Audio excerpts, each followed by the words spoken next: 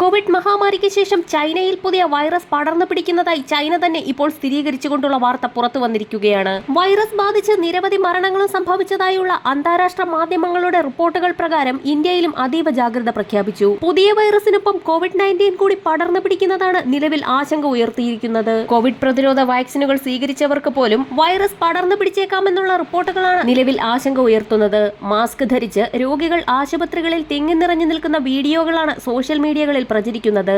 Virus പടരുന്നതിന് പിന്നാലെ ചൈനയിലെ ചില പ്രദേശങ്ങളിൽ ആരോഗ്യ അടിയന്തരാവസ്ഥ പ്രഖ്യാപിച്ചതായും റിപ്പോർട്ടുകളുണ്ട്. വൈറസ് പടർന്നു പിടിക്കുന്ന സാഹചര്യത്തിൽ ഇന്ത്യയിലും ആരോഗ്യ മന്ത്രാലയം അതീവ ജാഗ്രതാ നിർദ്ദേശങ്ങൾ പ്രഖ്യാപിച്ചു കഴിഞ്ഞു. ജലദോഷത്തിന് സമാനമായ ലക്ഷണങ്ങൾ ഉണ്ടാക്കുന്ന ഒരു വൈറസാണ് നിലവിൽ പടർന്നു പിടിച്ചുകൊണ്ടിരിക്കുന്ന ഹ്യൂമൻ മെറ്റാന്യൂമോ വൈറസ് അഥവാ HMPV. സാധാരണ സന്ദർഭങ്ങളിൽ ചുമ അല്ലെങ്കിൽ ശ്വാസം മുട്ടൽ, മൂക്കൊലിപ്പ് അല്ലെങ്കിൽ തൊണ്ടവേദന എന്നിവയ്ക്ക് കാരണമാകും.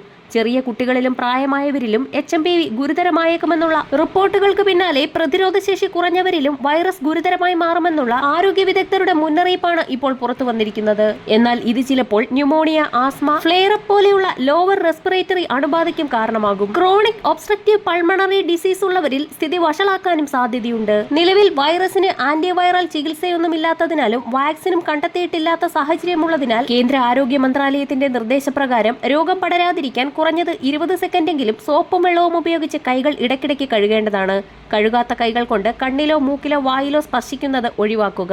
രോഗികളുമായി അടുത്ത സമ്പർക്കം ഒഴിവാക്കുക. ജലദോഷം പോലെയുള്ള ലക്ഷണങ്ങൾ ഉള്ളവർ പുറത്തിറങ്ങുമ്പോഴോ തുമ്മുമ്പോഴോ ചുമയ്ക്കുമ്പോഴോ മാസ്ക് ധരിക്കണം.